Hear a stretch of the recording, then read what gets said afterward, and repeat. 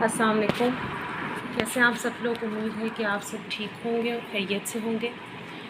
اچھا، آج میں ایک اور انفارمیٹیو ٹاپک کے ساتھ آپ لوگوں کی خدمت میں حاضر ہوئی ہوں، اور ایک وہ ہیں جو تحریک پاکستان کے بہت بڑے رہنما ہیں مولانا محمد علی جوہر، ان کی شخصیت حیات کے بارے میں ذکر کرنے کے لیے. اچھا، مولانا محمد علی جوہر کے اگر ہم سٹارٹنگ میں ان کی ابتدائیہ میں جائیں تو وہ 3 دسمبر کو رامپور کے ایک علاقے میں پیدا ہوئے.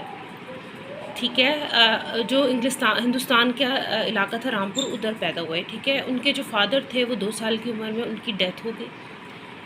تو ان کی جو مدر تھیں انہوں نے ان کی پرورش کی.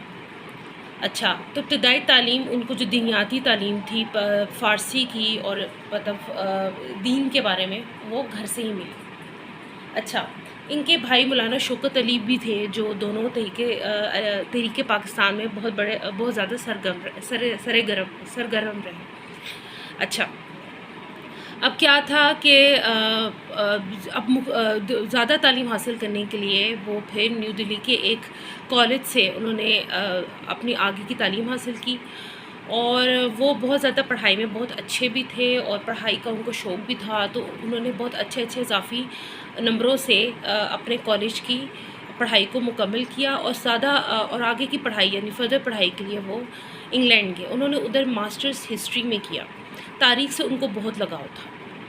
اچھا، لیکن جب وہ واپس آئے تو جب انگلستان واپس آئے تو انہوں نے دیکھا کہ یہاں کا جو نظام ہے وہ بالکل غلط چل رہا ہے. غلط اس سینس پہ چل رہا ہے کہ مسلمانوں کو ہندوؤں اور انگریزوں کے ماتحت کیا گیا ہے نا. تو انہوں نے کہا کہ یہ سسٹم تو نہیں چل سکتا، تو اس کے لیے کوئی ایسی چیز ہونی چاہیے جس سے جو انگریز ہیں انہیں یہ باور کرایا جا سکے کہ ہم آپ کے ماتحت نہیں رہ سکتے. تو انہوں نے اس کے لیے تحریک خلافت کے نام سے ایک تحریک شروع کی. ٹھیک ہے، اب اس تحریک کا مقصد کیا تھا؟ مین ایم یہی تھا کہ انگریزوں کو یہ باور کرانا. اس کے لیے سب سے پہلے تو انہوں نے اپنے تمام جو مسلم لیگ لیڈرز تھے ان کو اپنے ساتھ ملایا بھائی کے ساتھ، اور اس کے بعد انہوں نے یہ تحریک شروع کی. اس تحریک کا مقصد سب سے پہلے یہ تھا بچوں کہ انہوں نے کہا کہ جو جتنے بھی انگریزی مصنوعات ہیں، جو بھی چیزیں، ان کا بائیکاٹ کیا جائے. کوئی چیز بھی انگریزوں کی استعمال نہ کی جائے. اس کا کرنے کا مقصد نوکریوں کو بھی چھوڑ دیا جائے. مسلمانوں کو انہوں نے اس طرح موٹیویٹ کیا. یہ کرنے کا مقصد صرف اتنا تھا کہ اس سے انگریزوں کو یہ باور کرایا جا سکے کہ ہم آپ کے ماتحت نہیں رہ سکتے. وہ اتنے بہادر تھے کہ انہوں نے کچھ میگزینس میں آرٹیکلس بھی لکھنا شروع کیے. انہیں آرٹیکلس لکھنے کا بہت شوق تھا نا، اور آرٹیکلس میں انہوں نے انگریزوں کی ترکوں کے خلاف، ترکوں کے ساتھ جو انگریزوں نے زیادتیاں کی تھیں، اس کو بہت بہادری کے ساتھ لکھا. اور اس کا نتیجہ یہ بھی ہوا بچوں کہ ان کو جیل میں بھیج دیا گیا. جیل میں جا کر بھی انہوں نے قرآن مجید کو مختلف چیزوں جو زبانیں تھیں اس میں ان کا ترجمہ کیا. اور اس کے بعد یہ ہے کہ انہوں نے جب وہ آزاد بھی ہوئے تو انہوں نے 1930 کو ایک گول میز کانفرنس ہوئی. اپنی بیمار طبیعت کے باوجود انہوں نے وہاں جا کے انگریزوں کے آنکھوں میں آنکھیں ملا کر یہ کہا کہ ہم ایک ایسے ملک میں نہیں رہنا چاہتے جہاں ہم آپ کے غلامی یا ماتحت رہیں. ہم سب مسلمان ایک ایسی جگہ پہ رہنا چاہتے ہیں جہاں ہم آزاد فضا میں رہ سکیں اور جہاں ہمیں کوئی کسی کے تابع نہ رہنا پڑے. اور یہی ان کی بہادری تھی کہ جو یہ بھی بہادری تھی، تحریک تھی جس نے مسلمانوں کے اندر ایک موٹیویشن پیدا کی. ٹھیک ہے، اور یہی نتیجہ تھا کہ جس کی وجہ سے مسلمان بھی بہادری کی طرف یا دلیری کی طرح تحریک میں شامل ہوئے. ایک دن اچانک 1930 کو ہی ایک جگہ پر حلقۃ قلب بند ہونے کی وجہ سے ان کی وفات ہو گئی.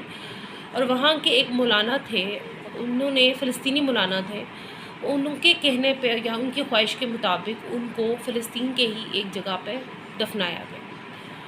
اب ان کے کریڈٹ پہ اگر ہم دیکھا جائے تو یہ شارٹ ریویو میں آپ کو سمجھ آ رہا ہوگا کہ وہ اتنے بہادر تھے کہ انہوں نے اس چیز کو بھی نہیں باور کیا کہ انگریز شاید ہمیں کچھ کہیں گے یا ہم ان کے اگر تابع رہیں گے تو وہ ہمارا کچھ بگاڑ دیں گے. انہوں نے ہمیشہ یہ کہا کہ ہمیشہ بہادری کے ساتھ رہنے کو ترجیح دی اور اسی پہ ہمیشہ وہ چلے.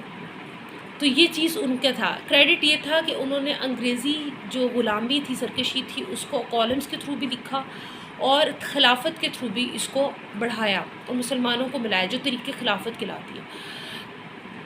جس جگہ پہ ان کی رامپور پہ ان کی جو پیدائش ہوئی تھی، ادھر ابھی بھی ایک یونیورسٹی ہے جو کہ نام سے چل رہی ہے. اور لوگ وہاں جو پر جو انڈیا میں تعلیم حاصل کریں۔